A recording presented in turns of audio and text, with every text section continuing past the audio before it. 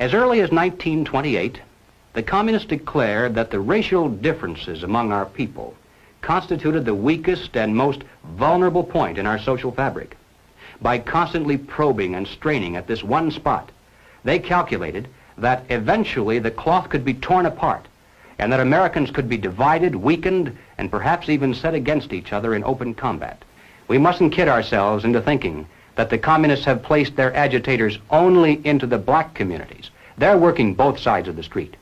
They want hatred, violence, and bloodshed between the races, and they don't care how they get it or whom they use, even children if necessary. Here is a book that I think ought to be in every home library.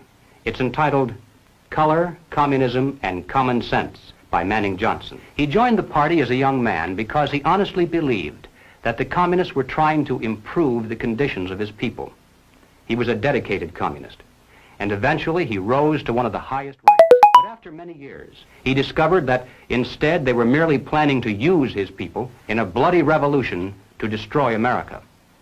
And when he woke up to this, he dropped out of the party and devoted the rest of his life trying to alert his fellow citizens of all races to the true nature of the Communist Party as he knew it to be from the inside. Manning Johnson said, "Black rebellion was what Moscow wanted. Bloody racial conflict would split America. During the confusion, demoralization and panic would set in. Then finally the Reds say, workers stop work. Many of them seize arms by attacking arsenals. Street fights become frequent. Under the leadership of the Communist Party, the workers organize revolutionary committees to be in command of the uprising. Armed workers seize the principal government offices, invade the residences of the president and his cabinet members, arrest them, declare the old regime abolished, establish their own power." Now, here is a piece of vicious communist propaganda that perhaps some of you have seen. It's called The Crusader. It's written by Robert F. Williams, one of the organizers of the Revolutionary Action Movement. In this issue of The Crusader, the communists call not only for extensive chaos within the cities, but for putting to the torch every village, every forest, every field, and every barn. The plan is for raging fires from one city to the next. The reason? Well, first, there's the value of sheer destruction. Secondly, it would force us to deploy our defenses and rescue units over the widest possible area. The communists point out that as long as our police and National Guard remain concentrated, they're invincible. But if they can be forced to spread out over the entire city and into the countryside as well, then they can be picked off from ambush one by one. And the third value of massive fire to the communists is psychological.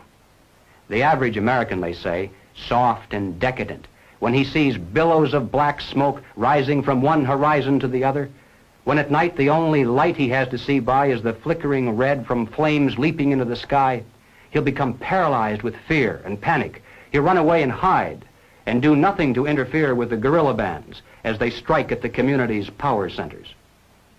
The Crusader explains how to set up sniper units in crowded metropolitan areas, how to manufacture jumbo Molotov cocktails, the gallon jug size, and how to mix the gasoline with certain ingredients to make it burn like napalm, how to pour gasoline into utility manholes in the streets to set fire to the main telephone cables, how to put sulfur tips from matches into air conditioning units and blow up large buildings, how to ignite gas mains and oil storage tanks. It explains how radio-controlled model airplanes can be used to fly explosive charges over heavily guarded fences into gasoline storage areas or munition stockpiles.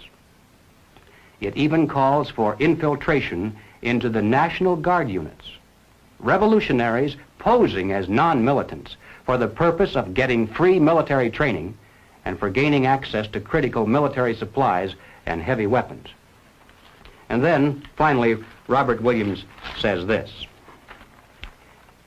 any all-out minority revolution must create a state of crisis wherein almost all of the male population would be forced to remain in their homes to protect their property and families. The middle class is very large, but it is not accustomed to deprivation and terror. Because of its affluence, it has waxed soft.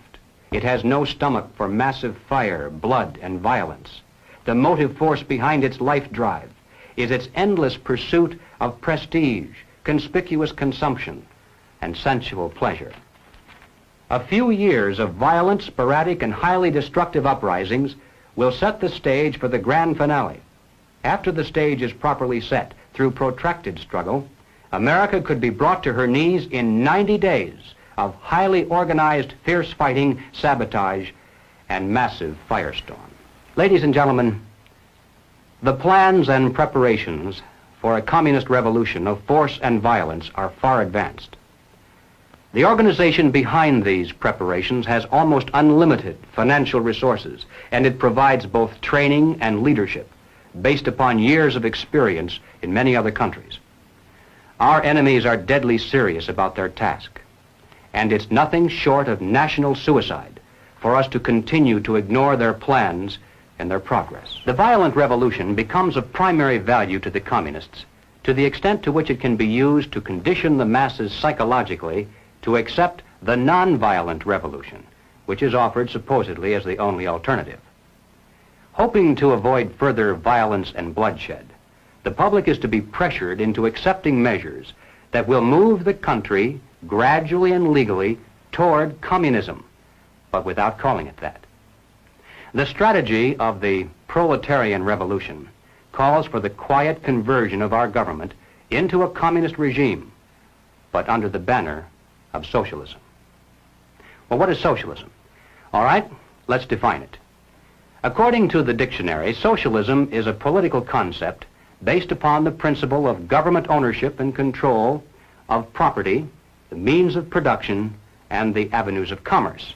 Under socialism, those who run the government, and the communists are confident that in America they eventually will be the ones who do so, those who run the government will know who is to get something and who has to wait, and that represents control over human beings.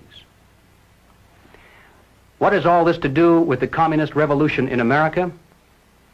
Well, ladies and gentlemen, it has everything to do with it, because the building of socialism is the communist revolution in America. It represents the process whereby our country can be moved gradually toward communism without the people even being aware of it. No matter what grievance we may have, real or imagined, no matter what national problems we may face, the communists seize upon these as excuses to build socialism. They have one and only one solution for all problems: more government, and then more and more until it's total government. And forgive me for saying it one more time, total government is communism.